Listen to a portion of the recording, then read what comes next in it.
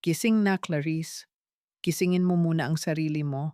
Kailangan natin magmadali. Renzo, anong anong oras na? Bakit ngayon ka lang tumawag? Nasaan ka ba? Nasa ospital kami ngayon. Si Mara, her platelet and blood counts are dropping so fast. Kailangan mo pumunta rito sa St. Jude ngayon din. Ospital? Anak ni Celine?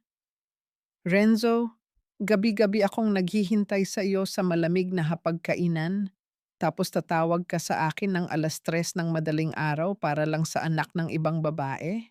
Huwag ka nang magsimula ng drama ngayon, Clarice. Alam mo namang ikaw lang ang may pambihirang uri ng dugo na kapareho ni Mara. Isang bag lang naman ng dugo, hindi mo ikamamatay iyan.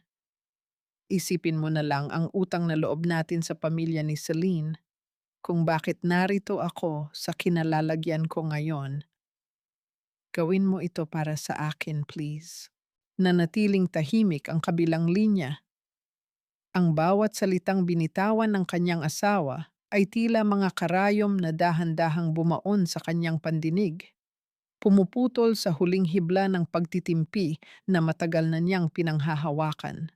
Ibinaba ni Clarice ang hawakan ng telepono nang hindi na nagbigay ng anumang sagot. Sa gitna ng katahimikan ng kanilang silid, tanging ang tunog ng malakas na buhos ng ulan sa bubong na yero ang maririnig, tila nakikidalamhati sa gabi ng kanyang pag-iisa. Ang silid na dati puno ng pangarap ay tila naging isang hungkag na kuweba ng kalungkutan. Lumingon siya sa kabilang bahagi ng kama, malamig, maayos, at walang kahit anong bakas ng init ng katawan ni Renzo. 7 taon silang kasal, ngunit mas madalas pa nitong kayakap ang mga papel sa opisina o di kaya ay ang mga problema ng kanyang dating kasintahan na si Celine. Tumayo si Clarice mula sa higaan. Ang kanyang mga hakbang patungo sa kusina ay mabibigat, tila may kadena ng obligasyon na nakagapos sa kanyang mga paa. Doon sa ibabaw ng lamesa, nakalagay pa rin ang inihanda niyang hapunan para kay Renzo, isang simpleng ulam na paborito nito, na ngayon ay tinubuan na ng sebo at lumamig na sa ilalim ng takip. Hinawakan niya ang gilid ng plato. Ang lamig niyon ay gumapang sa kanyang mga daliri, tagos hanggang sa kanyang dibdib. Sa bawat gabi na lumilipas, unti-unting nauubos ang kanyang sarili sa pag-asang balang araw, ay makikita rin ni Renzo ang kanyang halaga. Ngunit ang tawag na iyon ay isang malinaw na sampal sa kanyang pagkatao. Hindi siya asawa sa paningin nito. Siya ay isang kasangkapan lamang, isang madaling hingan ng tulong kapag ang buhay ng mga taong mahalaga sa kanya ay nanganganib. Mabilis ang naging takbo ng oras. Sa loob ng taxi, patungo sa ospital, nakatingin si Clarice sa labas ng bintana habang ang mga patak ng ulan ay gumuguhit ng mga linyang tila luha sa salamin. Naalala niya ang kanyang kabataan, ang mga pangarap na kanyang isinuko. Siya ay isang mahusay na estudyante ng biyolohiya, may mataas na pangarap na maging isang mananaliksik. Ngunit nang magsimula ang krisis sa pananalapi ng pamilya ni Renzo, isinuko niya ang kanyang scholarship. Nagtrabaho siya sa 2 magkaibang kompanya, tiniis ang pagod, upang may maipantustos sa mga pangangailangan nito habang tinatapos nito ang kanyang degree sa inhinyerya. At ngayon, matapos ang lahat ng kanyang sakripisyo, narito siya, tinatawag sa madaling araw upang iligtas ang anak ng babaeng palaging nasa pagitan ng kanilang magkasamang buhay. Pagpasok niya sa lobby ng ospital, ang amoy ng gamot at antiseptiko ay agad na sumalubong sa kanya, nagpapabigat palalo sa kanyang paghinga.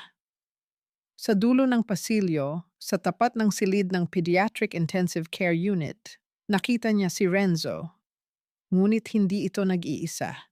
Nakahilig ang ulo ni Celine sa balikat ni Renzo habang ang mga kamay nito ay mahigpit na nakahawak sa braso ng kanyang asawa. Ang buhok ni Celine ay medyo gulo at ang kanyang mga mata ay mapupula sa pag-iyak. Sa tabi nila, tila isang perpektong larawan ng isang pamilyang nag-aalala sa gitna ng unos.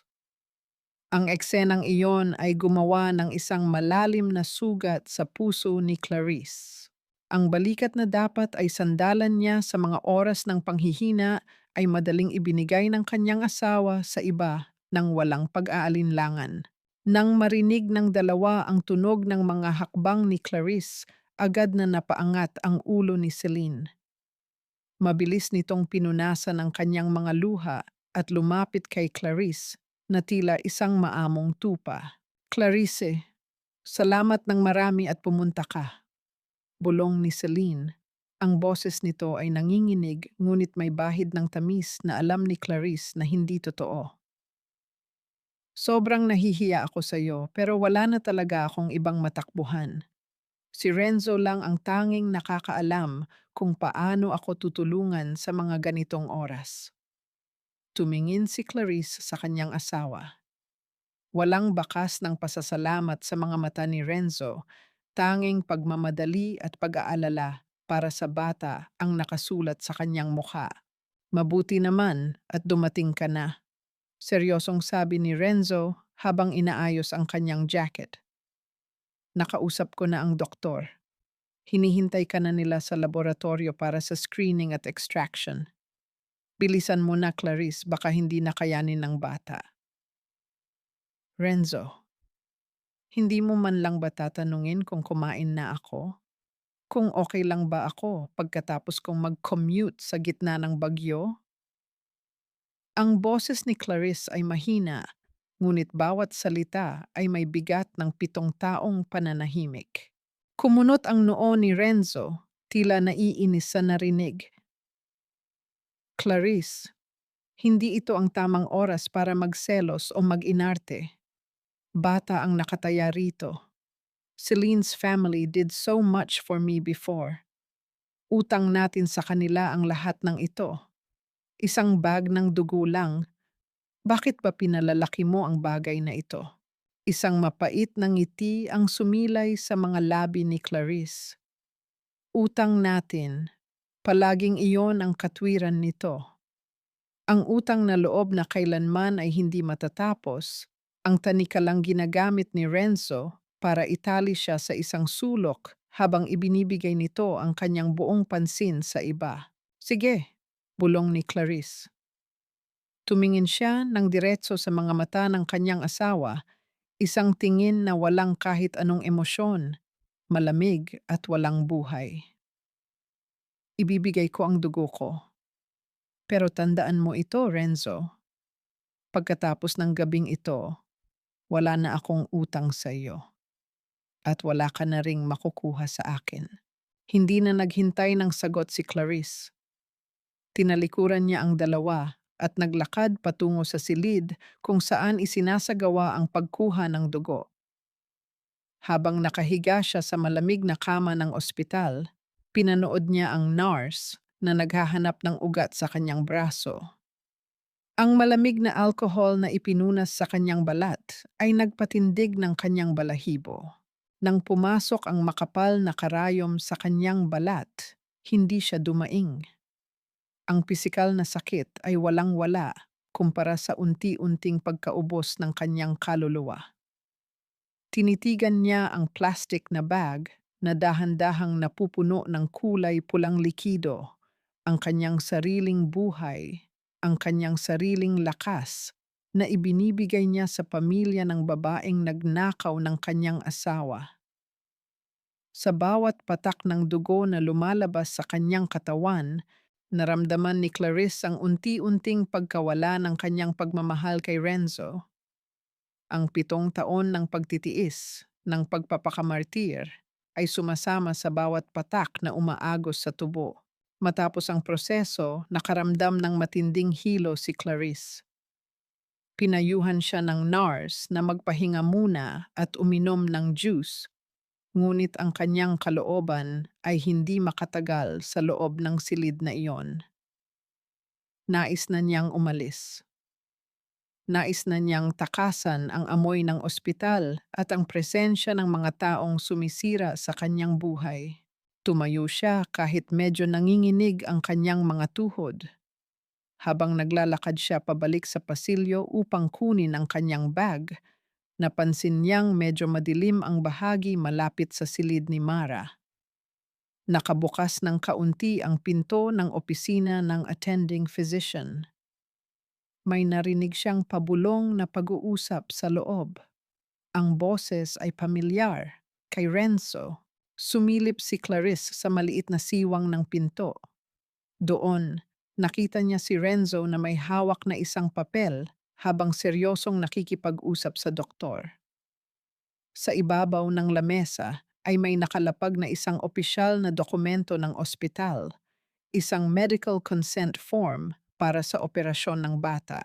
Dahil sa kanyang matalas na paningin bilang isang dating estudyante ng siyensya, agad na nakuha ng kanyang pansin ang nakasulat sa ilalim ng pangalan ng pasyenteng si Mara. Sa tapat ng linyang nakasulat ang pangalan ng magulang o tagapangalaga, may isang pirma na pamilyar sa kanya. Isang pirma na 7 taon niyang nakikita sa mga dokumento ng kanilang bahay. Iyon ang pirma ni Renzo. At sa tabi ng pangalan nito, nakasulat ang salitang Ama. Yumuko si Renzo at bumulong sa doktor, "Gawin ninyo ang lahat para sa anak ko. Huwag ninyong alalahanin ang bayad. At pakiusap, huwag ninyong ipapakita ang dokumentong ito sa babaeng nag-donate ng dugo sa labas."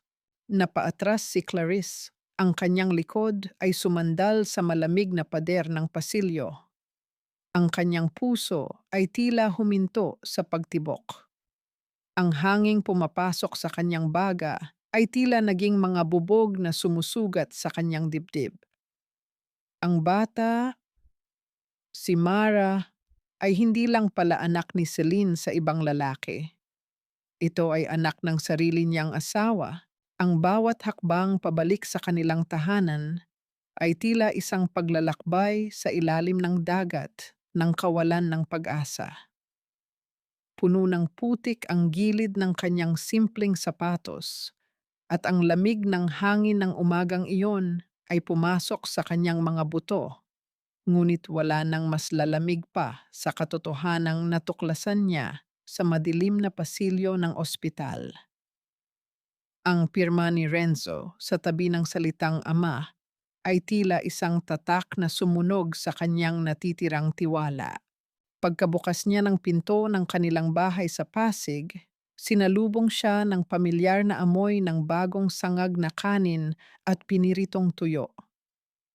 Ngunit ang bango ng almusal na iyon ay hindi nagdulot ng gutom, kundi ng matinding bigat sa kanyang dibdib. Sa tabi ng hapagkainan, nakaupo si Mama Cora, ang kanyang biyenang babae, habang nag-aayos ng kanyang mamahaling pitaka. Sa bawat galaw nito, nararamdaman ni Clarice ang tila isang matalas na titig na handang humusga sa bawat pagkakamali niya bilang asawa. "Oh, narito ka na pala," sabi ni Mama Cora nang hindi man lang tumitingin sa kanya, abala sa pagbibilang ng mga perang papel sa kanyang wallet. "Sabi sa akin ni Renzo, nag-inarte ka pa raw bago mag-donate ng dugo sa anak ni Celine. Clarice, 7 taon ka ng kasal sa anak ko. Pero hanggang ngayon ay napakababaw pa rin ng pangunawa mo. Isang bata ang nangangailangan ng tulong, tapos pairiralin mo pa ang selos mo? Hindi po ako nag-iinarte, ma." Mahinang sagot ni Clarice habang dahan-dahang inilalapag ang kanyang basang payong sa tabi ng pinto. "Galing ako sa trabaho, pagod ako, at wala man lang nagtanong kung kumusta ako bago ako isalang sa karayom. Ibinaba ni Mama Cora ang kanyang salamin sa mata at tumingin sa kanya ng may halong pangmamaliit. Pagod? Lahat naman tayo ay napapagod, Clarice. Pero huwag mong kakalimutan na kung hindi dahil sa pamilya ko at sa mga connection ni Celine na nagpasok kay Renzo sa kumpanya ngayon, baka hanggang ngayon ay nakatira pa rin kayo sa isang maliit na apartment sa gilid ng Riles. Utang mo sa amin ang maginhawang buhay mo ngayon. Kaya kung hihingi si Renzo ng pabor para kay Celine, dapat ay mabilis ka pang magsilbi. Ang mga salitang iyon ay tila mga latigo na muling gumising sa mga sugat ng nakaraan. Tila bumalik ang kanyang gunita 7 taon na ang nakalilipas, noong mga panahong sila ay nagsisimula pa lamang. Naalala ni Clarice ang amoy ng usok ng mga sasakyan habang naglalakad siya sa ilalim ng initan para maghanap ng pangalawang trabaho.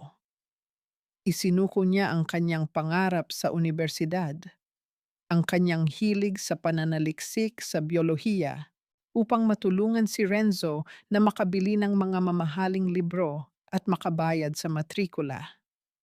Ang kanyang sariling ina ay napilitang ibenta ang maliit na piraso ng lupa sa probinsya ng Pangasinan upang may maipadala sa kanila noong mga panahong walang-wala silang makain kundi sabaw ng asin at natirang kanin.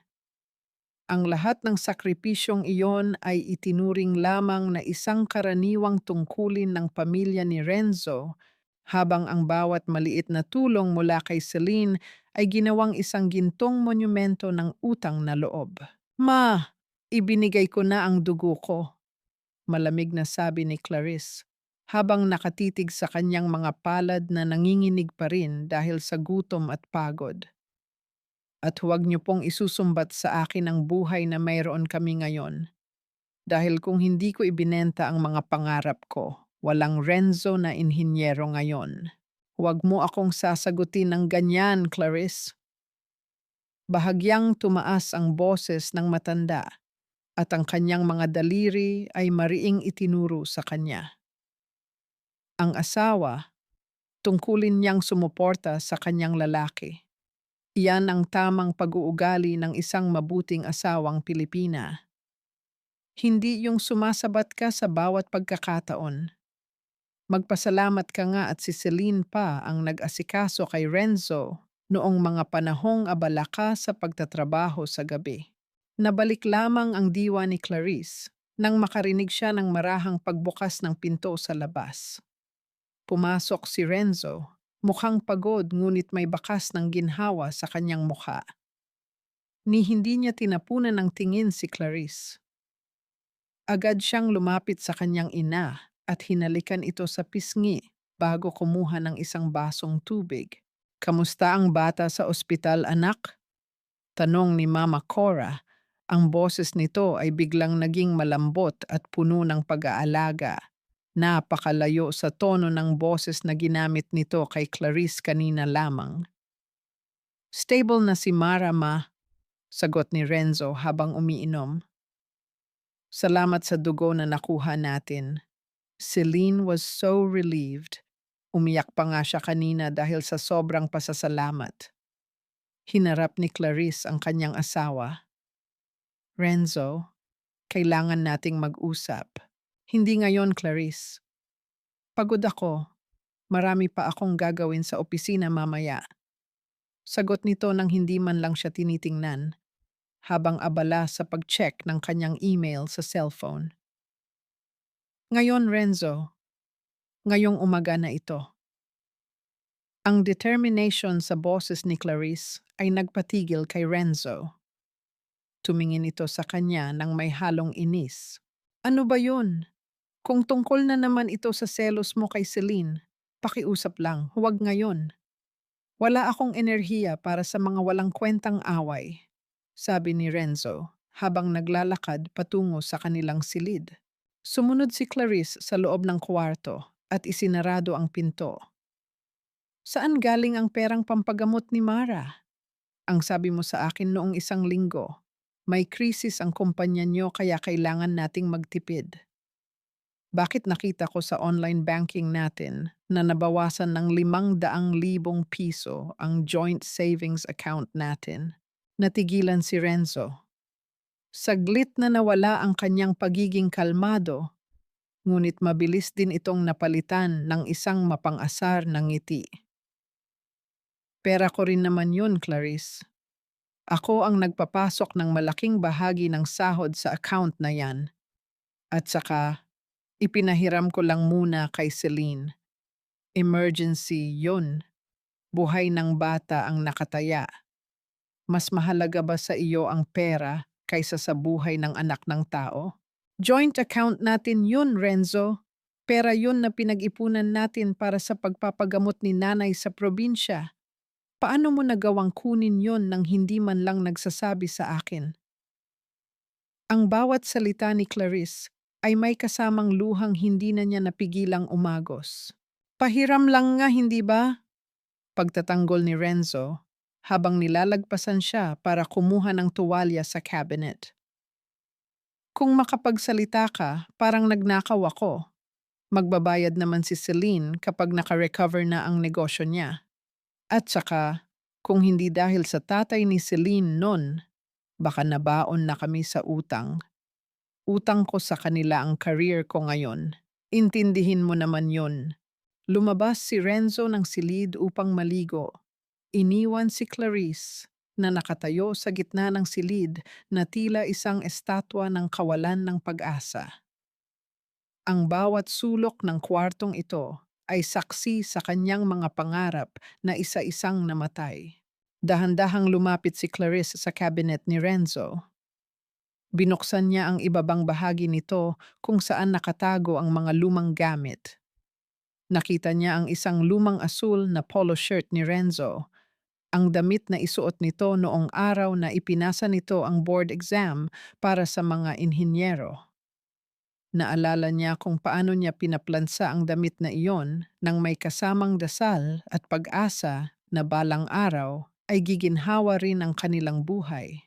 Hinawakan ni Clarice ang sarsang manggas ng polo shirt. Inilapit niya ito sa kanyang mukha at doon ay tahimik siyang umiyak. Ang kanyang mga balikat ay nayayanig sa bigat ng sakit na kanyang nararamdaman, ngunit walang kahit anong tunog na lumabas sa kanyang mga labi. Iyon ang huling beses na iiyakan niya ang lalaking ito.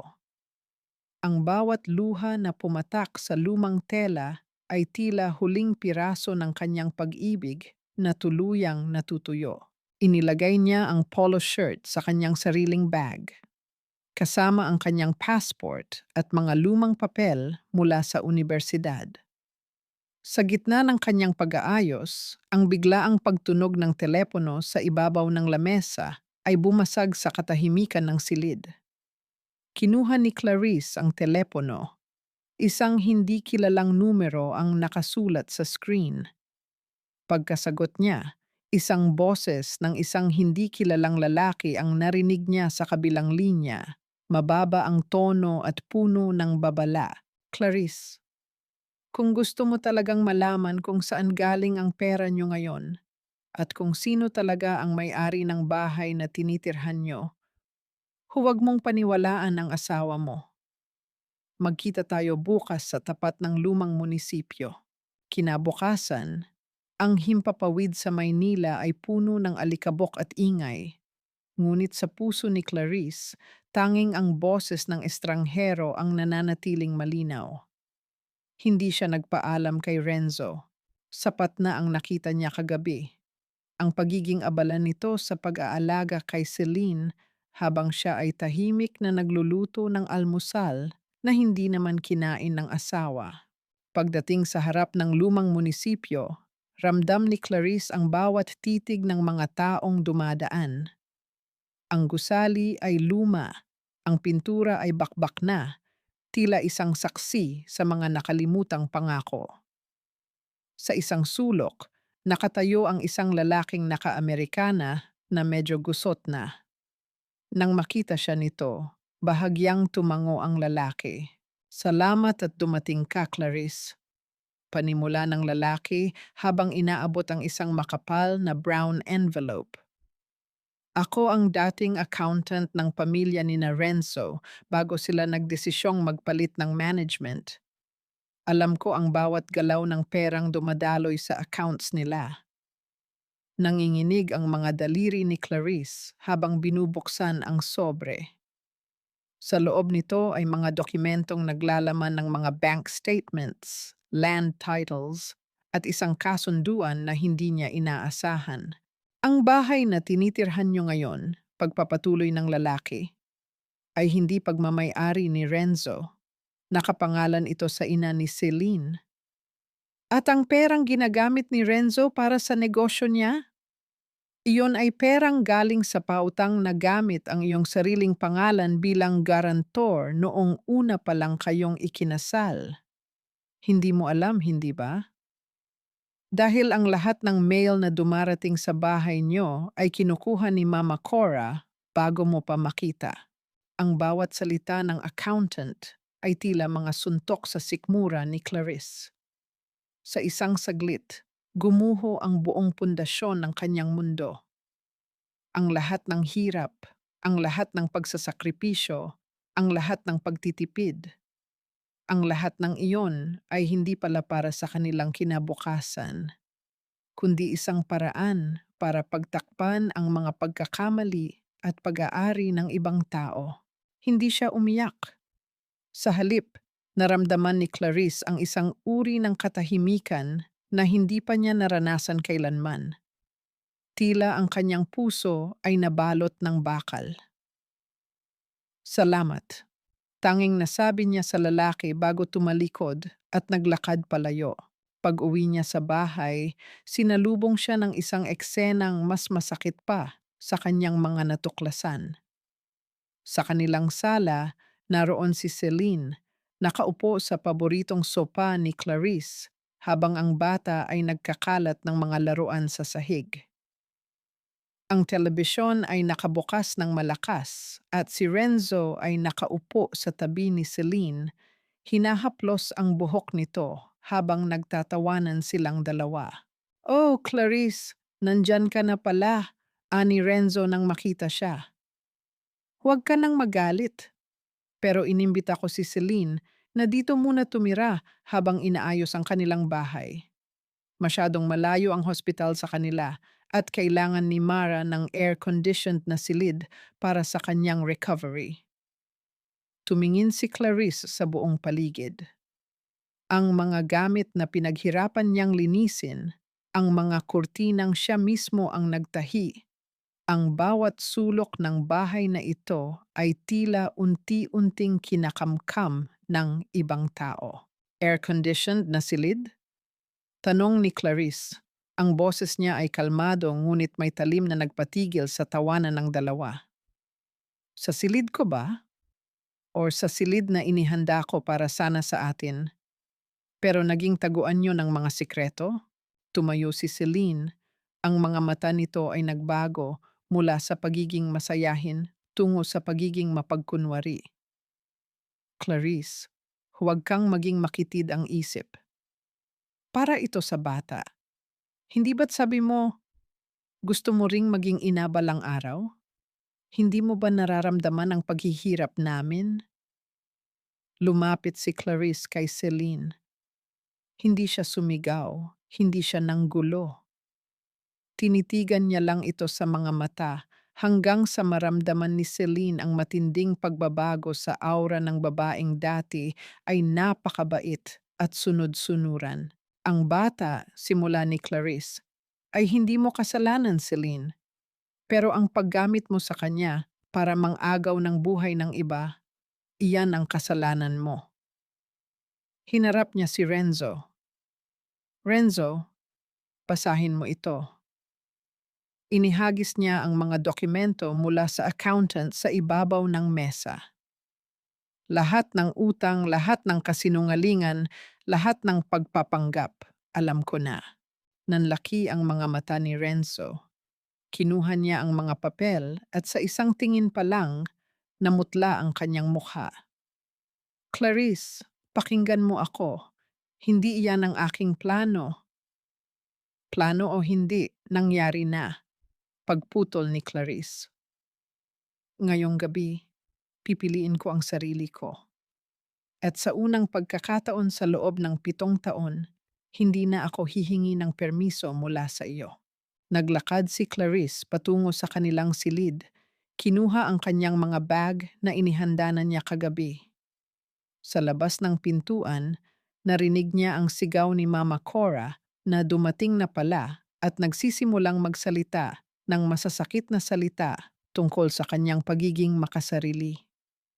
Ngunit sa loob ng kanyang isipan, isang imahe lamang ang nakikita ni Clarice, ang pintuan ng airport patungo sa isang buhay kung saan walang utang na loob, walang kasinungalingan, at walang taong hihila sa kanya pababa. Paglabas niya ng pinto, hindi na siya lumingon. Hindi niya hinintay ang paliwanag ni Renzo. Ang bawat hakbang niya palayo sa bahay na iyon ay isang pagtakas mula sa isang bilangguan. Habang papalayo siya, naramdaman ni Clarice ang simoy ng hangin sa gabi, malamig, malaya, at puno ng pangako ng isang bagong simula. Ang gabi ay hindi kailanman naging ganito kadilim, ngunit sa loob ng dibdib ni Clarice, isang liwanag ang unti-unting sumisindi. Matapos niyang iwanan ang bahay na minsan niyang tinawag na tahanan, ang tanging destinasyon na nasa isip niya ay ang maliit na apartele na kanyang kinuha sa tulong ng isang dating kasamahan sa trabaho. Habang nakaupo siya sa isang matigas na silya sa loob ng maliit na silid, kinuha ni Clarice ang kanyang laptop. Ang screen nito ang tanging nagbibigay ng liwanag sa paligid. Binuksan niya ang isang folder na matagal na niyang hindi tinitingnan, ang mga digital file ng kanyang mga pananaliksik sa biyolohiya noong siya ay nasa kolehiyo pa. Ang mga graph, ang mga thesis, ang mga pangarap na itinago niya sa ilalim ng mga gawaing bahay at pag-aalaga kay Renzo. Biglang tumunog ang kanyang cellphone. Sunod-sunod ang text mula kay Renzo. Clarice, nasaan ka? Umuwi ka na. Huwag kang maging pabigla-bigla. Clarice, kakausapin kita. Si Celine, aalis na rin siya bukas. Nagkamali lang ako, pero asawa mo pa rin ako. Clarice, sumagot ka. Huwag mong ipahiya ang pamilya natin sa harap ng ibang tao. Binasa ni Clarice ang bawat mensahe, ngunit sa pagkakataong ito, wala na ang kirot na dati niyang nararamdaman. Ang mga salitang asawa at pamilya na binanggit ni Renzo ay wala nang bisa sa kanyang pandinig. Para sa kanya, ang mga ito ay mga salitang walang laman, mga aninong lumilipas na lamang sa kanyang screen. Inoff niya ang telepono at itinabi ito.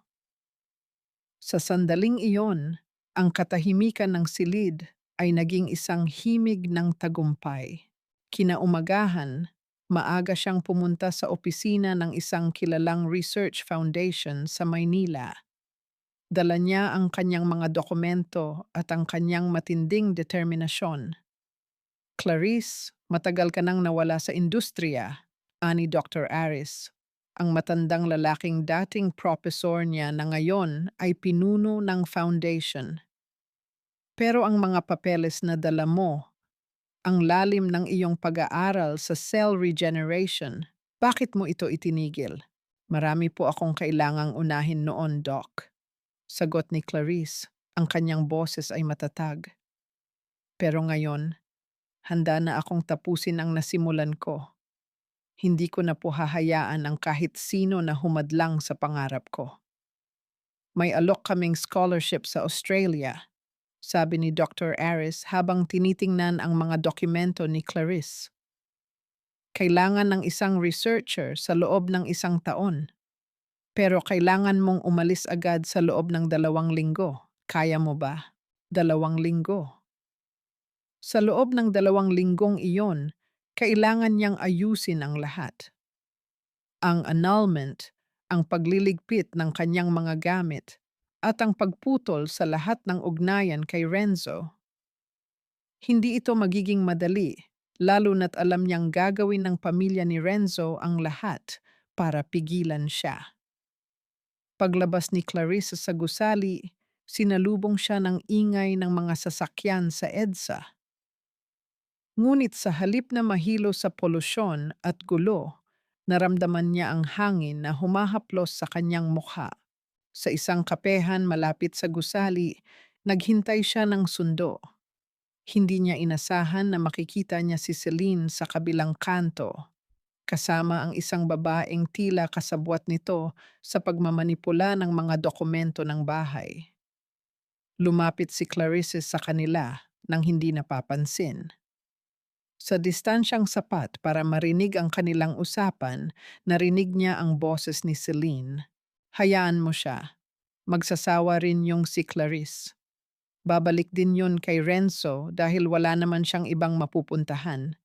Iyon ang nakasanayan niya, ang maging alipin ng pamilyang iyon. Hindi na nagpigil si Clarice. Lumakad siya ng direkta sa harap ng dalawa. Nanlaki ang mga mata ni Celine nang makita si Clarice. Ang kanyang mapagkunwaring mukha ay bahagyang nagbago. Sino ang alipin, Celine? Tanong ni Clarice. Ang kanyang boses ay malamig ngunit may autoridad. Clarice, ano ang ginagawa mo rito? Nauutal na tanong ni Celine. Tinitingnan ko lang kung gaano kalalim ang kakayahan niyo sa kasinungalingan, sagot ni Clarice. Inilabas niya ang kanyang cellphone at ipinakita ang recording ng usapan nilang tatlo noong nakaraang gabi, pati na ang mga dokumentong nakuha niya sa accountant. Ang mga ito ay dadalhin ko sa korte at hindi lang annulment ang aayusin ko, Celine. Idadagdag ko rin ang kaso ng falsification of documents at fraud. Tignan natin kung sino ang matitira sa huli. Mabilis na naglakad palayo si Clarice. Iniwan sina Celine at ang kasabwat nito na nakatayo at natutulala sa gitna ng sidewalk. Sa bawat hakbang niya, nararamdaman ni Clarice ang pagbawi sa kanyang sariling buhay. Ang bawat sandali ng takot ay unti-unting napapalitan ng tapang. Hindi na siya ang Clarice na nagtitiis sa hapagkainan habang nakikipagtawanan ng asawa sa iba. Hindi na siya ang Clarice na nagbebenta ng pangarap para sa isang taong hindi man lang marunong lumingon sa kanyang sakripisyo. Pag-uwi niya sa kanyang pansamantalang matutuluyan, tumingin siya sa salamin. Nakita niya ang isang babaeng matagal na niyang kinalimutan. Ang babaeng may pangarap, ang babaeng may dignidad, ang babaeng kayang mabuhay ng mag-isa. Ang gabi ay muling bumagsak, ngunit sa pagkakataong ito, ang dilim ay hindi na nakakatakot. Ito ay nagiging canvas para sa mga bituin na unti-unting lumilitaw sa kanyang langit. Handa na siya. Sa loob ng 2 linggo, iiwanan niya ang lahat. Ang pait, ang alaala, at ang lalaking nagturo sa kanya na ang tunay na pag-ibig ay nagsisimula sa pagpili sa sarili. Ang huling 2 linggo ni Clarice sa Pilipinas ay hindi naging tahimik. Ito ay isang maingay na labanan ng mga papel, ng mga sigaw sa korte, at ng huling pagtatangka ni Renzo na pilitin siyang bumalik. Gabi bago ang kanyang pag-alis, nakatayo si Clarice sa bintana ng kanyang apartele, pinagmamasdan ang mga ilaw ng syudad. Sa loob ng maliit na bag na dala niya, naroon ang kanyang passport, ang mga sertipiko ng kanyang pagtatapos, at isang maliit na sobre na naglalaman ng mga labi ng kanyang nakaraan. Ang singsing na simbolo ng kanyang kasal kay Renzo ay nakalagay sa isang maliit na kahon sa ibabaw ng lamesa, kasama ang mga dokumento ng annulment na pirmado na niya. May kumatok sa pinto. Hindi na kailangang magtanong si Clarice. Kilala niya ang boses na nasa labas. Clarice, alam kong nasa loob ka. Buksan mo ang pinto. Hindi mo ito maaring gawin sa akin. Ang sigaw ni Renzo, na ang boses ay puno ng desperasyon at alak. Hindi sumagot si Clarice. Naramdaman niya ang malakas na pagpukpok ni Renzo sa pintuan, tila gustong wasakin ang harang sa pagitan ng kanyang nakaraan at hinaharap. Clarice, pakiusap. Mag-usap tayo. Alam kong nagkamali ako pero 7 taon. 7 taon natin ito. Paano mo matatalikuran ang lahat ng ganoon lang kadali? Dahan-dahang lumapit si Clarice sa pintuan. Hindi niya ito binuksan. Hinawakan niya ang hawakan nito. Nararamdaman ang panginginig ng mga kamay ni Renzo sa kabilang panig. Renzo, tawag ni Clarice. Ang kanyang boses ay malinaw, walang halong galit, tanging kapayapaan na lamang. Ang 7 taon na sinasabi mo ay hindi 7 taon ng pag-ibig. Ito ay 7 taon ng aking paghihintay sa isang taong hindi naman pala sa akin. Ang taong pinakasalan ko noon ay wala na. Ang natira na lang ay isang lalaking ginamit ang aking sakripisyo para sa ibang tao. Nagkamali lang ako, Clarice. Patawarin mo ako, magbabago ako. Hindi mo na kailangang magbago para sa akin, Renzo. Kailangan mong magbago para sa sarili mo. At sa pagkakataong ito, hindi na ako ang magiging testigo sa pagbabagong iyon. Katahimikan ang namayani sa kabilang panig. Tila ang bawat salita ni Clarice ay tumagos sa kapal ng pagrereklamo ni Renzo. Sa loob ng ilang sandali, narinig niya ang mahinang paghikbi ng lalaki, isang tunog na dati ay nagpapalambot sa kanyang puso, ngunit ngayon ay wala ng epekto. Ang sakit ay naglaho na, napalitan ng pagtanggap na ang lahat ay tapos na. Kinabukasan, sa airport ng NAAA, ang ingay ng mga eroplano na lumilipad at lumalapag ay tila himig ng paglaya. Hawak ni Clarice ang kanyang boarding pass patungong Brisbane. Habang naglalakad siya patungo sa boarding gate, hindi siya lumingon sa mga taong nagdaraan. Sa gilid ng gate, nakatayo si Dr. Aris, may hawak na kape at isang matamis na ngiti. Handa ka na ba? Tanong nito. Tumingin si Clarice sa labas ng malaking bintana. Nakita niya ang dagat ng mga ulap sa itaas, malawak at walang hanggan. Handa na akong maging ako, sagot ni Clarice. Habang umaangat ang eroplano, unti-unting lumiit ang mga gusali at kalsada ng Maynila. Ang bawat gusali, ang bawat kalsada na saksi sa kanyang paghihirap, ay unti-unting nagiging tuldok na lamang sa ilalim. Sa bintana ng eroplano, inilagay ni Clarice ang kanyang kamay.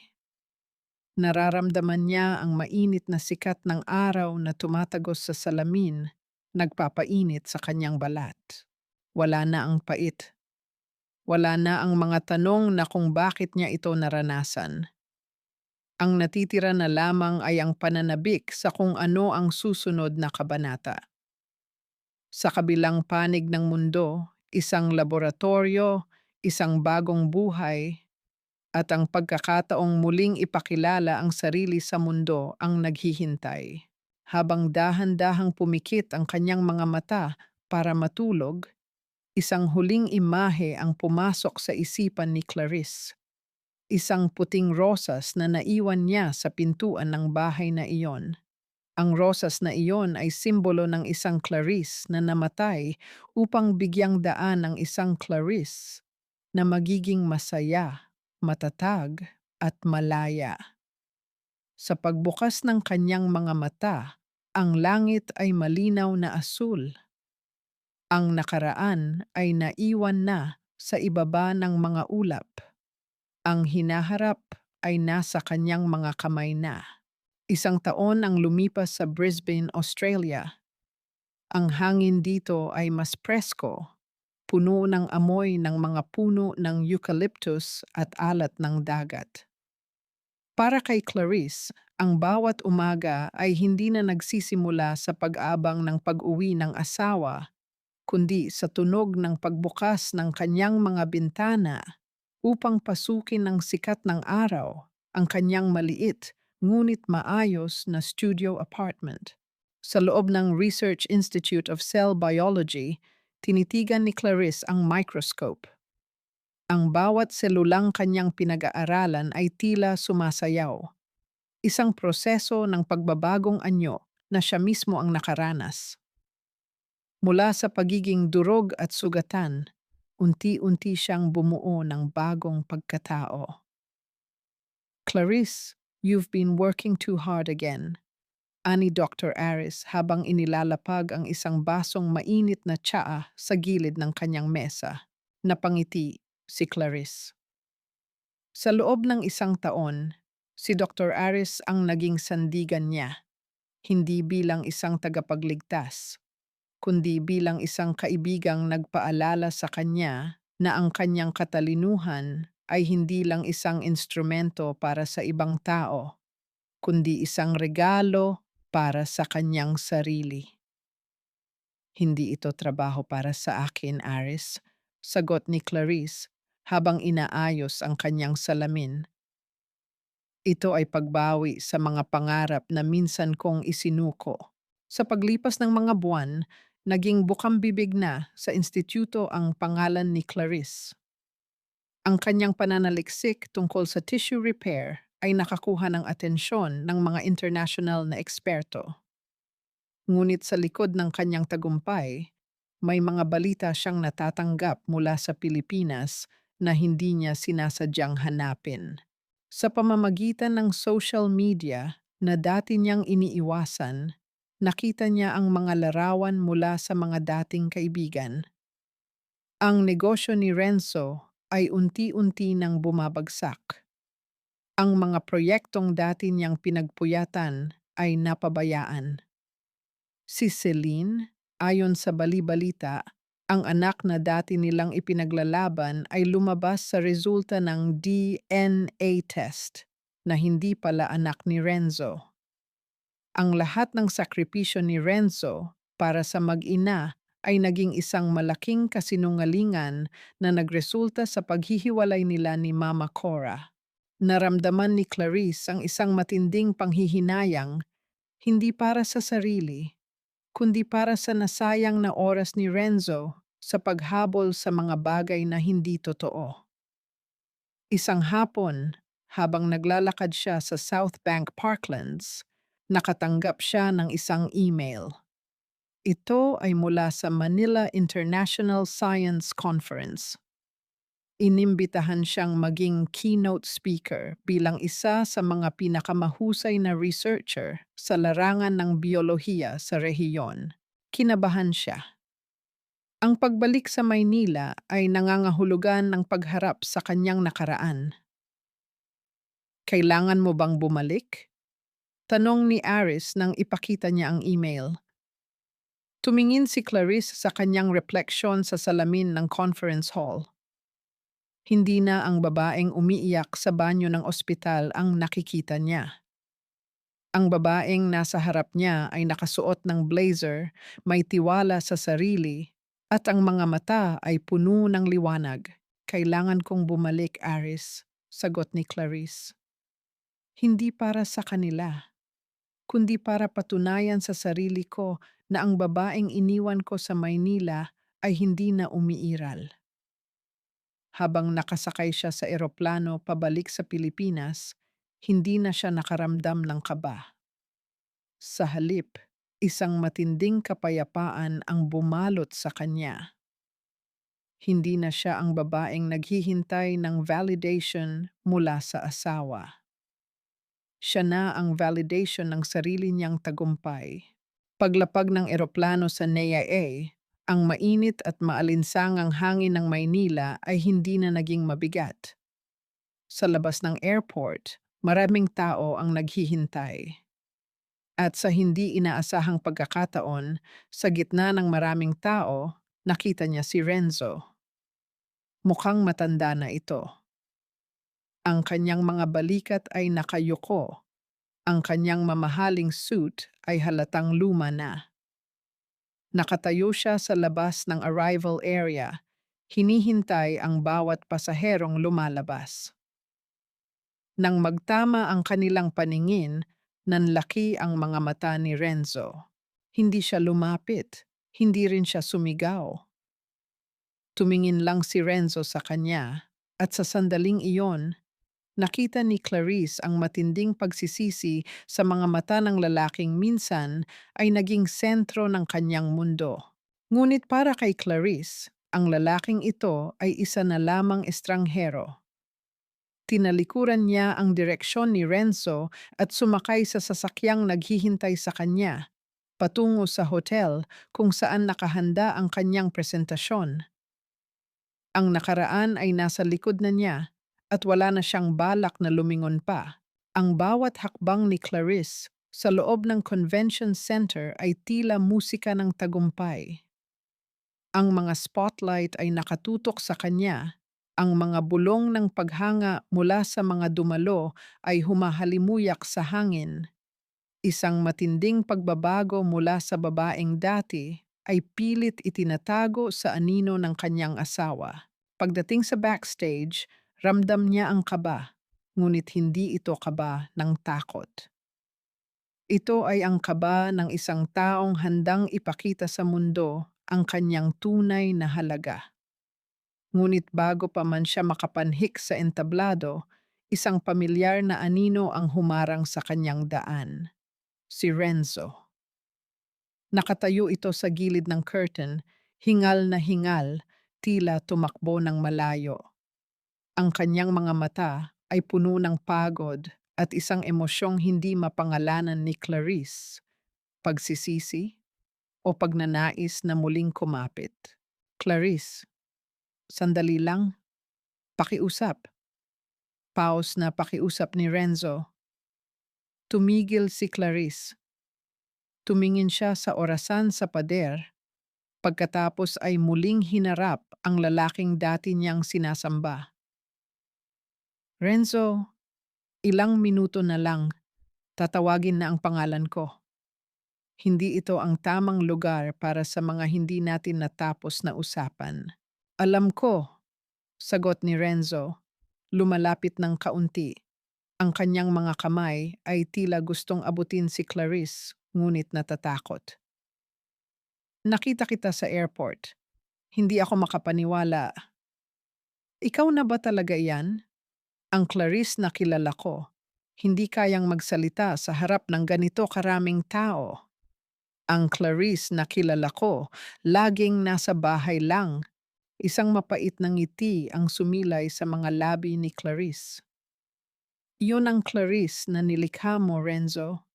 Iyon ang Clarice na pilit mong ikinulong sa bahay habang ikaw ay abala sa ibang mundo. Pero ang babaeng nasa harap mo ngayon, ito ang babaeng pinatay mo para mabuhay ka sa sarili mong pantasya. Nagkamali ako. Pag-amin ni Renzo, ang kanyang boses ay nanginginig. Si Celine, niloko niya ako. Wala akong anak sa kanya. Ang perang nawala. Ang lahat. Gumuho ang mundo ko simula noong umalis ka.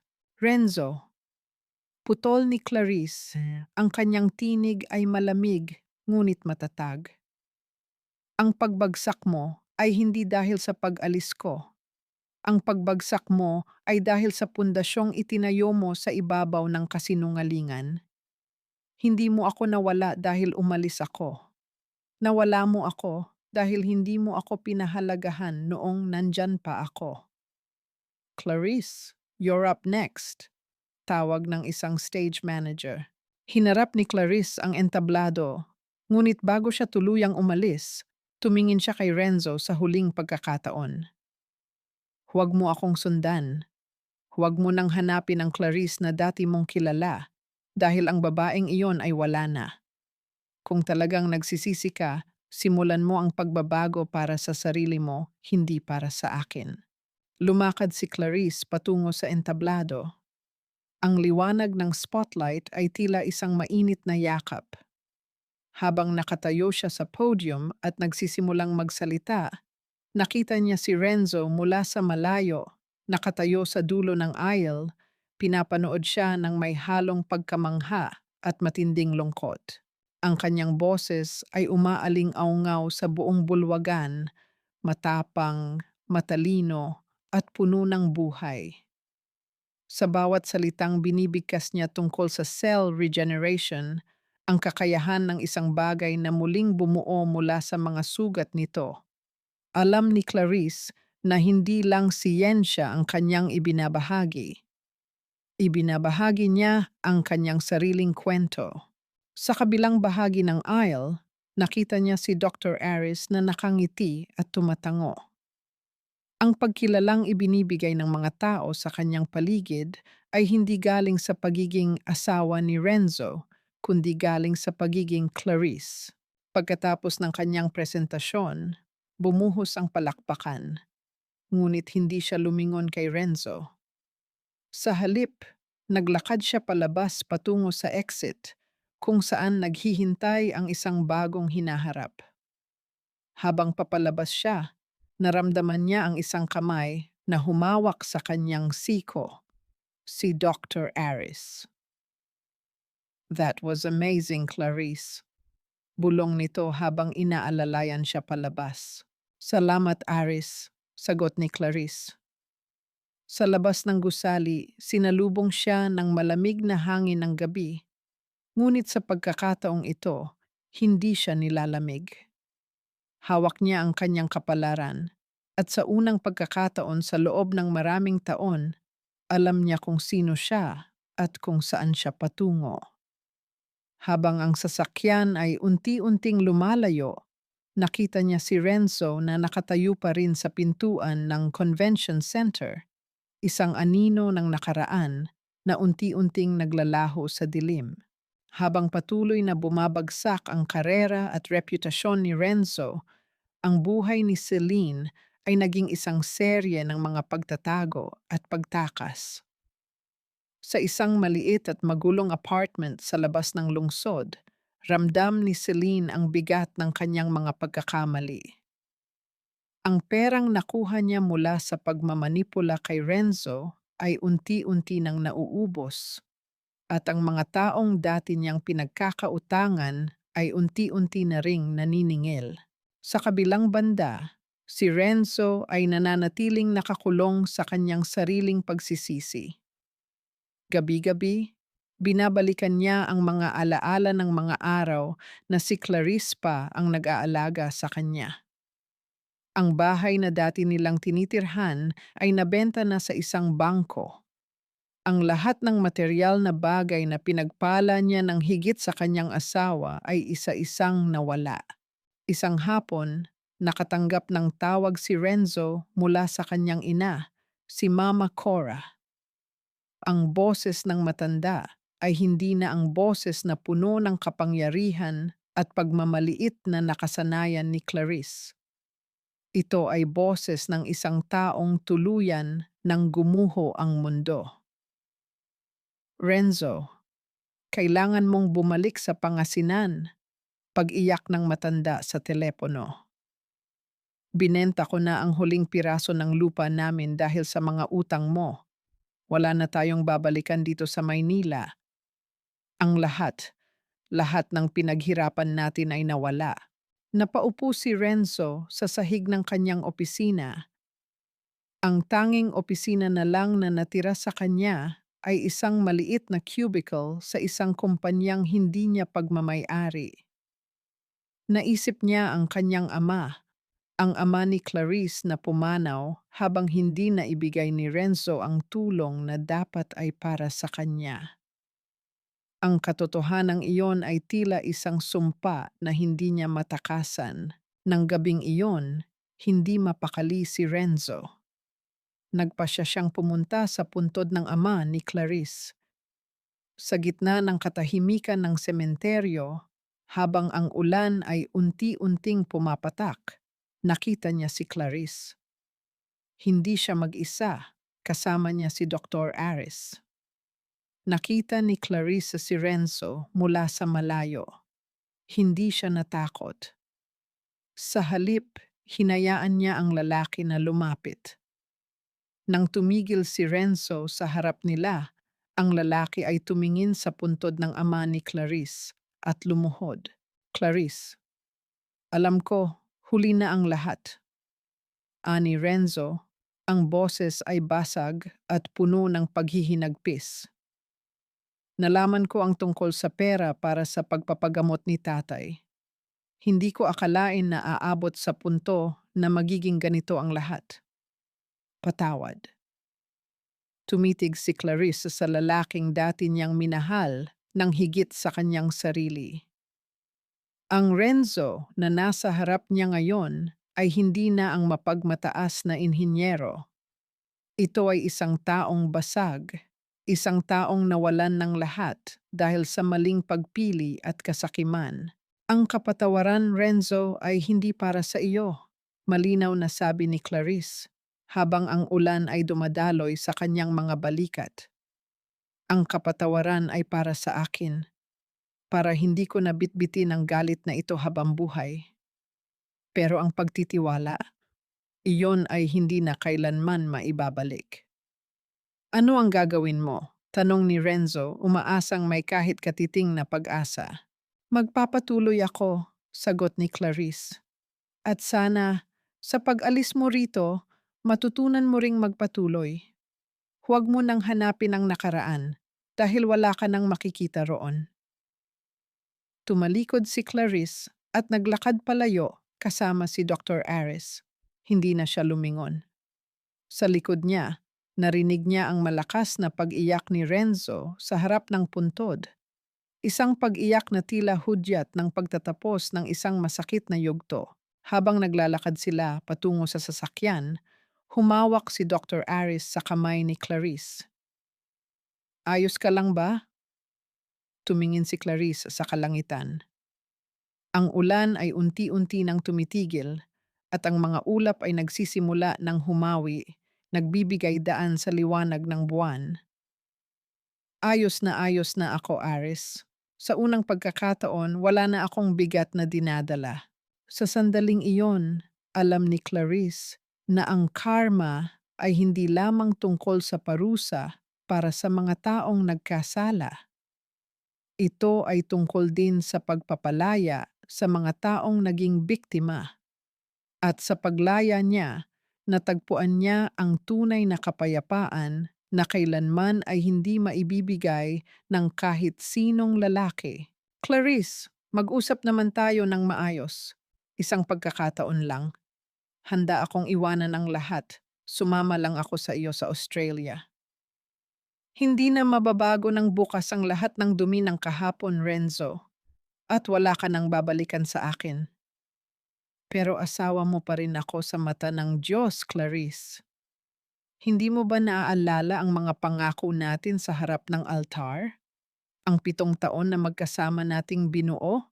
Ang 7 taon na iyon ay hindi natin binuo ng magkasama, Renzo. Ako ang nagbuo at ikaw ang unti-unting sumira. At huwag mong gamitin ang Diyos sa usapang ito dahil siya ang naging saksi kung paano mo ako dinurog habang nakangiti ka sa iba. Nakatayo si Renzo sa tapat ng gate ng lumang bahay ng pamilya ni Clarice. Ang dating makinis at mapuputing balat nito ay tila naging maputla at tuyot. Ang mga mata ay lubog at napapaligiran ng itim na anino ng puyat at problema. Hawak niya ang rehas ng gate, tila isang bilanggo na nagmamakaawa para sa kanyang kalayaan. Ngunit para kay Clarice, ang rehas na iyon ay hindi na harang, ito ay proteksyon. Dahan-dahang lumabas si Clarice mula sa loob ng bakuran. Ang kanyang suot na asul na dress ay banayad na humahampas sa kanyang binti dahil sa hanging dumarating mula sa mga puno ng mangga sa paligid. Ang kanyang mukha ay payapa, walang galit, tanging ang malalim na awa na lamang ang mababakas sa kanyang mga mata. "Umalis ka na, Renzo. Nakakahiya sa mga kapitbahay," mahinang sabi ni Clarice habang tinitignan ang kanyang asawa na tila isang estrangherong naliligaw ng landas. "Wala na akong pakialam sa sasabihin nila. Clarice, wala na akong matuluyan. Kinuha na ng bangko ang lahat. Pati si Mama Cora, isinumpa ako dahil nawala ang lahat ng pera namin. Ikaw lang ang natitira sa akin." Ang boses ni Renzo ay paos, halos pabulong na dahil sa matinding emosyon. Lumapit si Clarice sa gate, ngunit hindi niya ito binuksan. Tinitigan niya ang mga kamay ni Renzo na mahigpit na nakakapit sa bakal. Ang mga kamay na ito na dati ay hinahawakan niya ng may pagmamahal, ngayon ay tila mga duming nais niyang iwasan. "Iyon ang pagkakamali mo, Renzo." Simula ni Clarice, ang boses niya ay kasing lamig ng simoy ng hangin sa gabi. "Hindi ako ang natitira sa iyo. Matagal na akong nawala. Ang tanging dahilan kung bakit mo ako hinahanap ngayon ay dahil wala ka nang mahanap na ibang magsasakripisyo para sa iyo. Hindi mo ako mahal, Renzo. Mahal mo lang ang serbisyong ibinibigay ko, ang dugong handa kong ibigay para sa mga pagkakamali mo. Hindi totoo yan. Mahal kita, Clarice. Ngayon ko lang na-realize kung gaano ka kahalaga noong nawala ka na.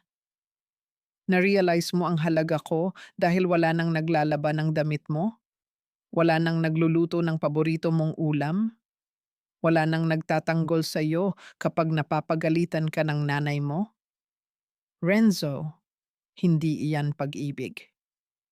Iyan ay panghihinayang sa isang aliping nawala. Tumalikod si Clarice, handa nang bumalik sa loob ng bahay. Ngunit ang susunod na sinabi ni Renzo ay nagpatigil sa kanyang mundo. "Pati ba ang tungkol sa tatay mo, Clarice? Hindi mo ba gustong malaman ang totoo kung bakit siya namatay ng gabing iyon?" Dahan-dahang lumingon si Clarice. Ang kanyang puso ay biglang kumabog ng mabilis, tila may isang mabigat na semento na dumagan sa kanyang dibdib. Ang pagkamatay ng kanyang ama dahil sa sakit sa puso noong nakaraang 2 taon ang pinakamalaking sugat na hindi pa tuluyang naghihilom. "Anong ibig mong sabihin?" tanong ni Clarice. Ang kanyang boses ay nanginginig na. Isang mapait at madilim na ngiti ang sumilay sa mga labi ni Renzo. "Nakalimutan mo na ba ang gabing tumawag ang ospital dahil kailangan ng madali ang operasyon ni tatay? Ang sabi ko sa iyo, walang pera dahil hindi pa dumarating ang sahod ko." "Oh, at naniwala ako sa iyo. Nagmakaawa ako sa ospital pero huli na ang lahat." Sagot ni Clarice. Ang mga luha ay nagsisimulang mamuhat sa kanyang mga mata. "May pera noon, Clarice. Hawak ko ang cheque na galing sa commission ko sa malaking proyekto sa Batangas. 500,000 yun. Pero nang gabing tumatawag ka, nasa kabilang linya rin si Celine. Kailangan niya ng pambayad sa utang ng pamilya niya para hindi sila ma-evict sa kondo nila." Nabitawan ni Clarice ang hawak niyang panyo. Ang hangin sa paligid ay tila nawala. Iniwan siyang hindi makahinga. Ang bawat salitang lumalabas sa bibig ni Renzo ay tila mga patalim na hinihiwa ang kanyang alaala. Ibinigay mo, ibinigay mo ang perang pampagamot ng tatay ko kay Celine?" Pabulong na tanong ni Clarice. Ang kanyang buong katawan ay nayayanig sa matinding galit at pait. "I thought we had time, Clarice. Akala ko makakahintay si tatay hanggang bukas. Pero hindi na siya umabot, di ba? Sabi ni Renzo, tila hindi nito namamalayan ang lason sa kanyang binitawang salita. Sa sandaling iyon, ang huling hibla ng respeto at ugnayan ni Clarice kay Renzo ay tuluyang naging abo. Hindi na lang basta pagtataksil sa kasal ang ginawa ni Renzo. Kinuha nito ang buhay ng pinakamahalagang tao sa kanya para lang sa kapakanan ng kanyang kabit. Humarap si Clarice kay Renzo. Ang kanyang mga mata ay nag-aapoy sa tindi ng puot na matagal na niyang ibinaon. Umalis ka na, Renzo, bago pa ako makagawa ng bagay na pagsisisihan nating dalawa. Clarice, patawad. Huwag mong babanggitin ang salitang patawad. Sigaw ni Clarice. Ang boses niya ay umaling-aungaw sa tahimik na kalsada.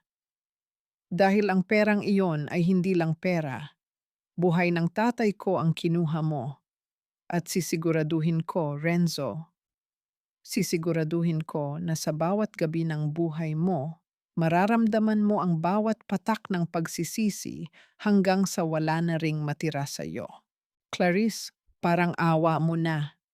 Huwag mo namang hayaang mabulok sa lansangan ang kaisa-isa kong anak.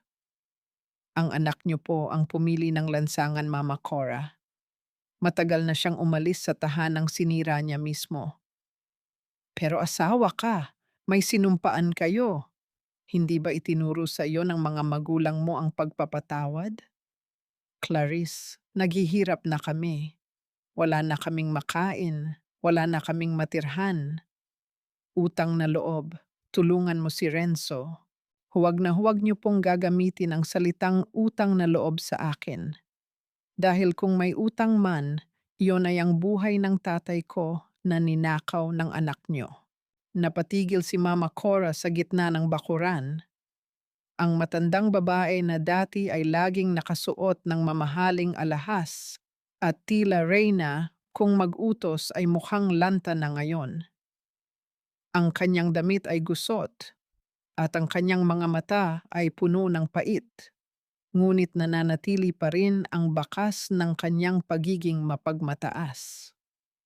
Hindi siya makapaniwala na ang Clarice na dati ay halos humalik sa kanyang mga paa para lang matanggap ay mayroon na ngayong boses na kasing lamig ng bakal. Dahan-dahang lumakad si Clarice pababa ng hagdan ng kanilang lumang bahay. Hawak niya sa kanyang dibdib ang isang lumang litrato, ang litrato ng kanyang ama na nakangiti habang hawak ang kanyang diploma. Ang bawat hakbang niya ay tila isang pagbawi sa bawat sentimeng kinuha sa kanya ng pamilyang ito. Alam niyo ba, Mama Cora?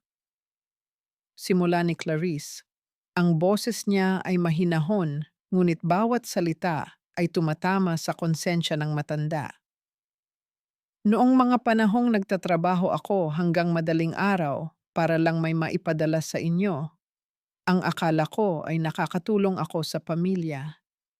Pero ang totoo, pinapakain ko lang pala ang luho nyo habang ang sarili kong tatay ay hindi makabili ng gamot sa puso. Hindi namin alam ang tungkol sa tatay mo. Si Renzo ang may hawak ng pera at hinayaan niyo siya, putol ni Clarice.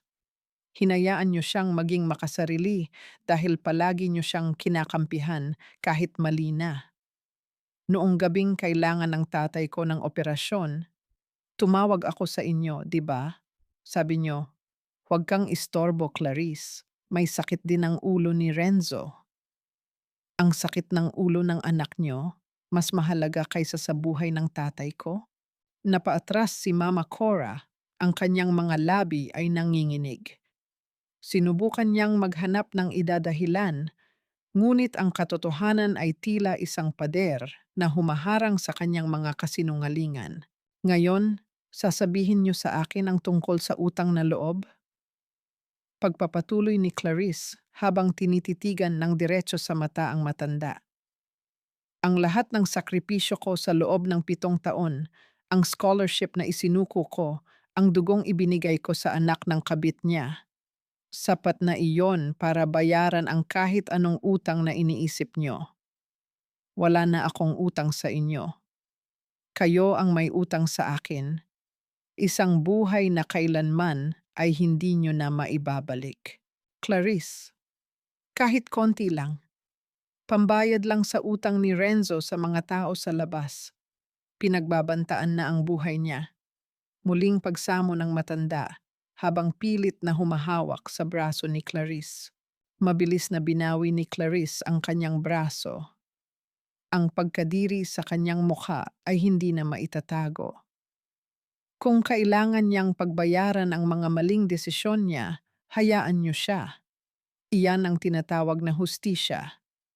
At huwag na kayong babalik dito. Ang bahay na ito ay sagrado para sa alaala ng tatay ko. Ang mga taong katulad nyo ay walang puwang sa lugar na ito. Pumasok si Clarice sa loob ng bahay at malakas na isinarado ang pinto. Ang tunog ng pagkakasara niyon ay tila isang huling hatol.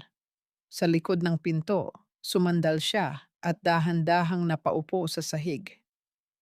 Doon, sa dilim ng kanilang sala, yinakap niya ang litrato ng kanyang ama. Wala nang luhang lumabas. Tanging ang malalim na paghinga ng isang taong sa wakas ay nakawala na sa isang mahabang sumpa. Nabalik lamang ang kanyang diwa nang tumunog ang kanyang cellphone. Isang tawag mula kay Dr. Aris. Clarice, nasaan ka na? Magsisimula na ang gala event para sa paglulunsad ng laboratorio. Ang lahat ng investors ay narito na. Ang boses ni Aris ay puno ng pag-aalala, ngunit may halong pananabik. On the way na ako, Aris. Sandali na lang, sagot ni Clarice habang pinupunasan ang kanyang mukha. Tapos na ang lahat dito. Ngunit habang papunta si Clarice sa event, hindi niya alam na sa labas ng hotel, isang malaking gulo ang nagaganap. Si Celine, na tuluyan ng nawalan ng bait dahil sa pagkakabaon sa utang at pagkaka-evict sa lahat ng kanyang tinutuluyan, ay nalaman ang tungkol sa malaking tagumpay ni Clarice. Ang babaeng dati niyang inaapi ay isa na ngayong sikat at mayamang researcher habang siya ay namumuhay sa basura. Bit-bit ang isang bote ng asido at puno ng poot. Nag-aabang si Celine sa entrance ng hotel. Sa kanyang isipan, kung hindi siya magiging masaya, walang sino man ang may karapatang maging masaya. Lalo na ang babaeng kinuha ang lahat sa kanya, ang babaeng si Clarice. Hoy, Clarice! Akala mo ba matatakasan mo ang lahat ng ginawa mo sa akin?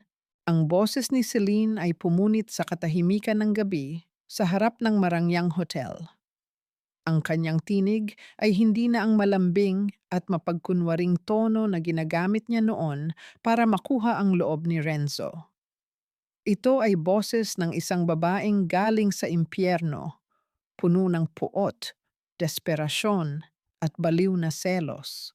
Napatigil si Clarice sa tapat ng sasakyan. Ang kanyang itim na gown ay kumikinang sa ilalim ng mga ilaw ng hotel, ngunit ang kanyang mukha ay nanatiling payapa, tila isang lawa sa gitna ng bagyo. Hindi siya natakot sa babaeng nasa harap niya ngayon, na ang buhok ay gulo-gulo, ang damit ay luma, at ang mga mata ay nanlilisik sa galit. Wala akong ginawa sa iyo, Celine. Ang lahat ng nararanasan mo ngayon ay bunga ng sarili mong mga desisyon, mahinahong sagot ni Clarice, habang dahan-dahang iniaabot ang kanyang clutch bag sa security guard na nagsisimulang lumapit. Sinira mo ang buhay ko. Dahil sa iyo kinuha nila ang anak ko. Dahil sa iyo iniwan ako ni Renzo at wala na akong matuluyan. Pasigaw na muling sumbat ni Celine. Itinaas niya ang kanyang kanang kamay na may hawak na isang bote ng likido. Kung hindi ako magiging masaya, sisiguraduhin ko na wala ring hihanga sa mukha mong iyan. Sa sandaling iyon, tila bumagal ang takbo ng mundo. Nakita ni Clarice ang galit sa mga mata ni Celine, ang panginginig ng mga daliri nito habang akmang itatapon ang asido sa kanyang mukha. Ngunit bago pa man makagalaw si Celine, isang mabilis na anino ang humarang sa pagitan nila. Celine, huwag! Tama na! Iyon si Renzo. Dumating siya sa gitna ng kaguluhan, mukhang mas desperado pa kaysa kay Celine. Ngunit sa halip na mailigtas ang sitwasyon, ang kanyang pagdating ay lalong nagpakulo sa dugo ng dati niyang kabit. Renzo, pati ba naman ngayon, siya pa rin ang ipagtatanggol mo? Siya na pilit mong kinalimutan para sa akin? Ang tawa ni Celine ay naging isang nakakakilabot na hagikik. Sige, magsama kayong dalawa sa impyerno. Sa isang mabilis na galaw, itinapon ni Celine ang likido. Ngunit dahil sa panginginig ng kanyang kamay at sa pagharang ni Renzo, ang asido ay tumalsik sa mamahaling suit ni Renzo at sa semento na nagdulot ng isang nakakatakot na usok at tunog ng pagkakatunaw ng tela. Ang amoy ng chemical ay agad na kumalat sa hangin, nagpapahirap sa paghinga ng mga taong nakapaligid. Mabilis na damba ng mga security guard si Celine. Ang bote ay nalaglag sa semento, lumilikha ng tunog ng basag na bubog na tila hudyat ng katapusan ng lahat. Napasigaw si Celine habang pinipigilan siya sa sahig. Ang kanyang mga mura at sumpa ay umalingaw-ngaw sa buong paligid ng hotel. Si Renzo naman ay napaupo sa semento, tinitingnan ang kanyang braso na bahagyang napinsala ng kemikal. Ang sakit sa kanyang balat ay wala pang kalahati ng sakit na nakikita sa kanyang mga mata.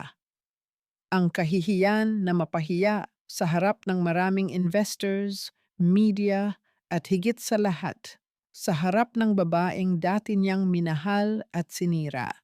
Lumapit si Clarice ng isang hakbang, ngunit nanatili ang distansya. Wala siyang galit, wala ring saya sa kanyang nakikita. Tanging isang malalim na pagod para sa dalawang taong ito ang nananatili sa kanyang puso. Renzo, tawag ni Clarice. Ang kanyang boses ay matatag at malinaw sa gitna ng ingay ng mga sirena ng pulis na papalapit na. Ngayong gabi, nakita mo na ang katotohanan. Iyan ang babaeng pinili mong unahin kaysa sa pamilya natin. Iyan ang buhay na binuo mo sa likod ng aking mga sakripisyo. Clarice, patawad. Pakiusap. Tulungan mo ako. Ang pagmamakaawa ni Renzo ay tila isang mahinang bulong na lang sa gitna ng kaguluhan. Hindi na kita kayang tulungan, Renzo. Ang tanging makakatulong sa iyo ngayon ay ang pagtanggap sa hustisya, sabi ni Clarice habang tumatalikod na. Dumating si Dr. Aris mula sa loob ng hotel, hiningal at puno ng pag-aalala. Agad niyang binalot ng kanyang coat si Clarice at inilayo sa kaguluhan. Ayos ka lang ba? Nasaktan ka ba? Tumingin si Clarice kay Aris. At sa unang pagkakataon sa gabing iyon, isang tunay na ngiti ang sumilay sa kanyang mga labi. Isang ngiting puno ng kapanatagan. Ayos lang ako, Aris. Mas maayos pa sa kahit anong panahon ng buhay ko. Habang isinasakay si Celine sa sasakyan ng pulis at inaalalayan si Renzo ng mga medical personnel, naglakad si Clarice papasok sa hotel. Ang kanyang ulo ay nakataas. Ang ingay ng mga tao, ang mga flash ng camera, at ang kaguluhan sa labas ay unti-unting naglaho habang papasok siya sa maliwanag na ballroom. Ito ang kanyang gabi. Ang gabi ng kanyang tagumpay, hindi dahil sa pagkatalo ng kanyang mga kaaway, kundi dahil sa pagwawagi niya laban sa sarili niyang mga takot. Ang bawat hakbang niya sa ibabaw ng pulang carpet ay tila pagtatapos ng isang mahabang martiryo. Sa dulo ng pasilyo, Naghihintay ang entablado kung saan ang kanyang pangalan ay muling kikilalanin, hindi na bilang asawa ng isang manloloko, kundi bilang isang babaeng muling nabuo mula sa sarili niyang mga abo. Pagkalipas ng ilang buwan, ang ingay ng iskandalo sa labas ng hotel ay naging isang mahinang bulong na lamang sa nakaraan. Ang hustisya ay unti-unting kinuha ang kanyang dahan-dahang hakbang.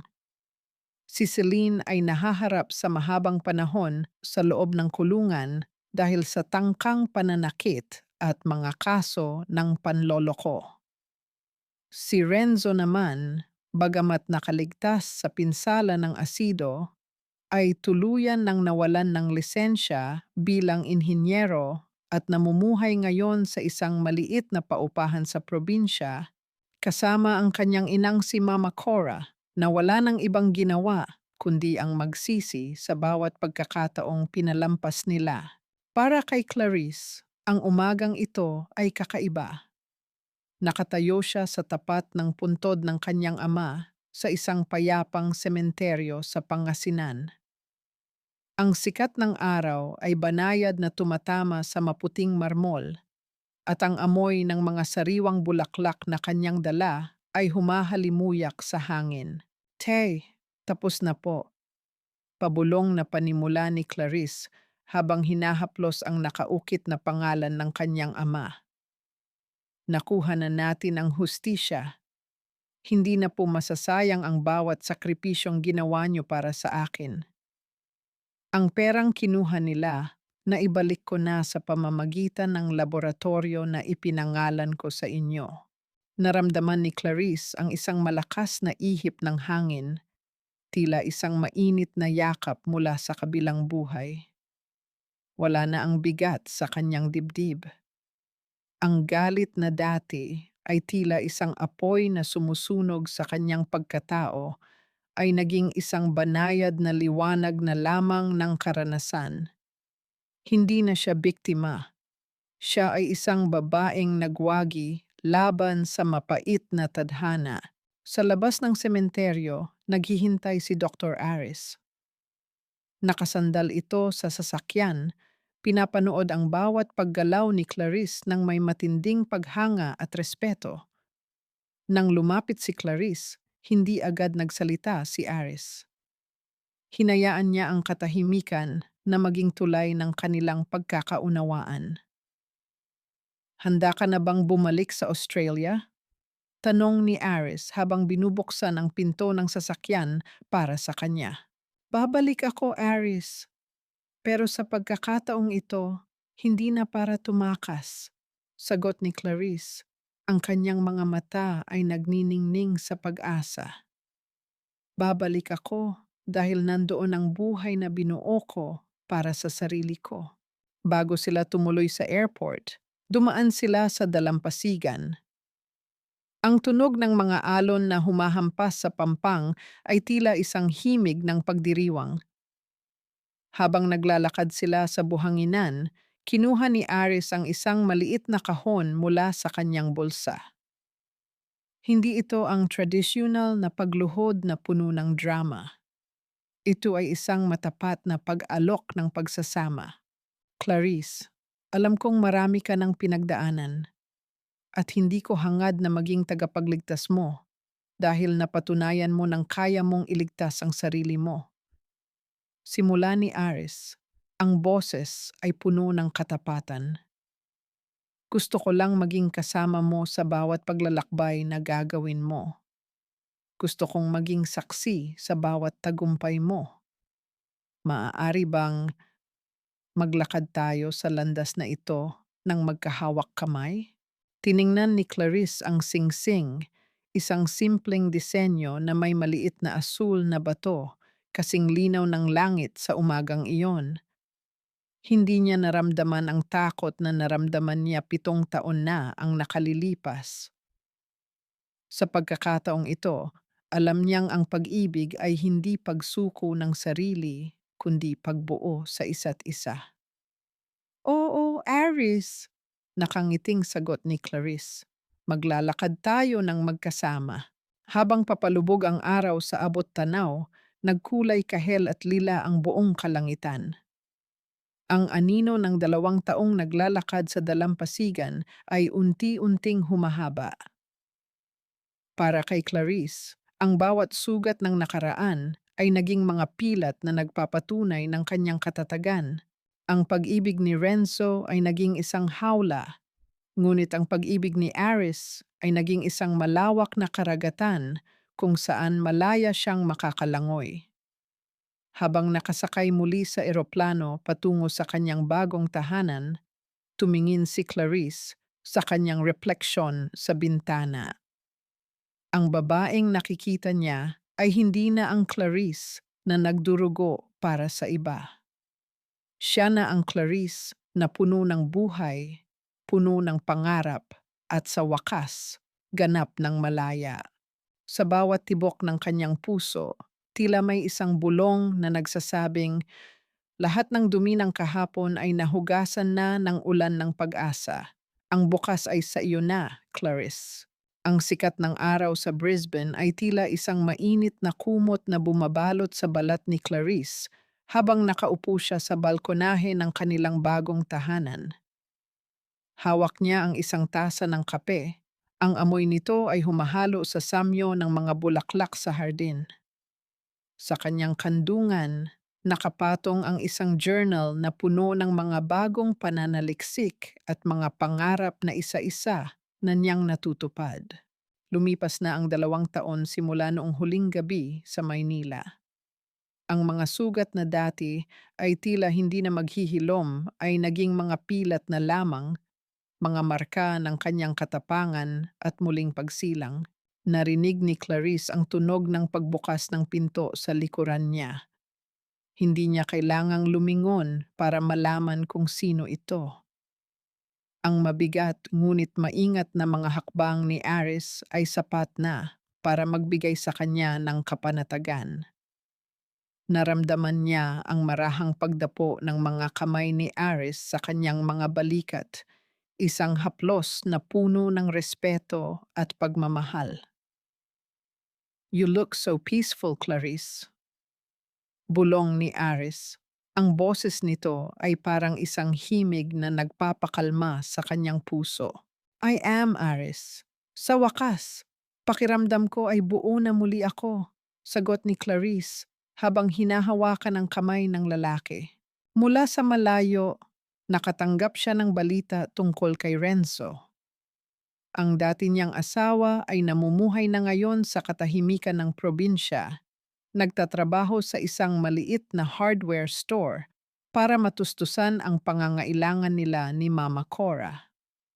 Wala na ang kintab ng kanyang karera, wala na ang kayabangan. Ang bawat araw nito ay puno ng hiya sa tuwing naaalala ang kanyang mga ginawa. Si Celine naman ay nananatiling nakakulong, pinagsisisihan ang bawat sandali ng kasakiman na sumira sa kanyang buhay. Napaisip si Clarice sa unang tanong na laging tinatanong sa kanya ng kanyang sarili. Napatawad na ba niya? Tumingin siya sa asul na kalangitan. Napagtanto niya na ang pagpapatawad ay hindi nangangahulugang pagbabalik sa nakaraan. Napatawad na niya si Renzo, hindi dahil nararapat ito ng lalaki, kundi dahil nararapat sa kanyang sarili ang katahimikan. Pinatawad na rin niya ang kanyang sarili sa 7 taon ng pagiging martir. Ang bawat patak ng dugo na ibinigay niya noon ay itinuring na lamang niyang huling bayad sa isang maling desisyon. Nahanap na ba niya ang tunay na kapayapaan? Sa bawat gabi na mahimbing ang kanyang tulog, sa bawat umaga na wala ng takot na bumubungad sa kanya, alam ni Clarice na nahanap na niya ito. Ang kapayapaan ay hindi ang kawalan ng problema, kundi ang pagkakaroon ng lakas na harapin ang anumang unos nang hindi nawawala ang sarili. At ano ang aral na iniwan ng kanyang kwento? Hinawakan ni Clarice ang kanyang kwintas. kung saan nakasabit ang isang maliit na pendant na hugis puso. Ang tunay na pag-ibig ay hindi pagsasakripisyo ng iyong dignidad. Ang tunay na pag-ibig ay hindi pagpuno sa pagkukulang ng iba habang ikaw ay nauubos. Ang pag-ibig ay dapat na parang agos ng tubig na nagbibigay buhay, hindi isang tanikala na nakakasakal. Tara na sa loob, lalamig na ang niluto mong almusal. Pag-aya ni Aris nang may ngiti sa kanyang mga mata. Tumayo si Clarice at sumabay sa paglalakad ni Aris. Habang papasok sila sa loob, isang huling tingin ang ibinigay ni Clarice sa abot tanaw. Ang liwanag ng araw ay tila isang pangako na ang bawat bagong umaga ay pagkakataon para muling lumipad. Ang kwento ni Clarice ay hindi na tungkol sa isang babaeng iniwan at dinurog. Ito ay kwento na ngayon ng isang babaeng piniling bumangon, lumaban, at sa huli ay nahanap ang kanyang sariling langit. Ang bawat pahina ng kanyang nakaraan ay sarado na. Ang kasalukuyan ay isang magandang tula at ang hinaharap ay isang malawak na karagatan na handa na niyang lakbayin ng may ngiti at walang pag-aalinlangan.